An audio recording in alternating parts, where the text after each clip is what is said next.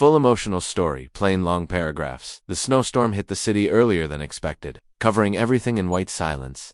But inside the small orphanage on Maple Street, the silence was broken by little voices writing Christmas letters. At the corner table sat 8-year-old Lily, quiet, gentle, and always watching the world like she wasn't quite part of it. She held her pencil tightly, her breath fogging the window as she whispered the words she couldn't say out loud. "Dear Santa, please send me a dad."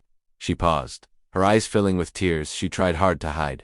She wasn't asking for toys, clothes, or candy like the others. She wanted something she had never felt: someone to hold her hand, someone to call dad, someone who wouldn't leave. Across the city, in a glass tower touching the winter sky, billionaire Ethan Ward stared blankly at his desk filled with unopened holiday invitations and business files. Christmas meant nothing to him. It reminded him of everything he had lost: his parents when he was young, and recently, his own chance at starting a family after a painful divorce. But life has a way of placing the right thing in front of you when you need it most.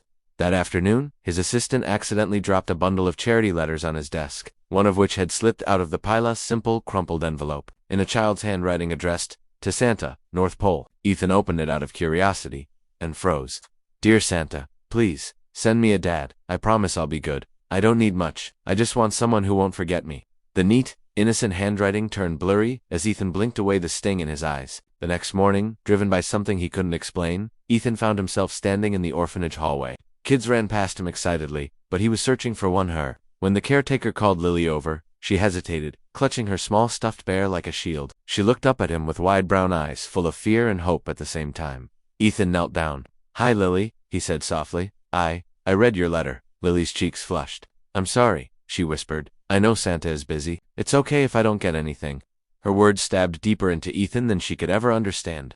"No," he said, his voice cracking slightly. "You deserve everything." But their bond didn't form instantly. Lily was scared to trust him. She had seen people come and go, promises made, promises broken. She flinched at loud sounds, slept with the lights on, and never asked for anything. Ethan visited every day, bringing books, puzzles, and hot chocolate. But Lily would only sit near him, rarely talking. One evening, after a particularly tough day at the orphanage involving older kids teasing her for being the girl nobody picks, Ethan found her crying behind a bookshelf. For the first time, she let him hug her. "Why would you want me?" she asked in a trembling voice. "I'm not special." Ethan's heart shattered. "Lily," he said, "you are the most special person I've ever met." That night, she fell asleep on his shoulder for the first time, and he realized he didn't just care about her, he needed her. She filled the emptiness in his life, in a way money never had. But challenges came quickly. The adoption process questioned Ethan's intentions. Journalists accused him of trying to buy a family. His business partners warned him that being a single father would ruin his focus. The board demanded he step back from his duties.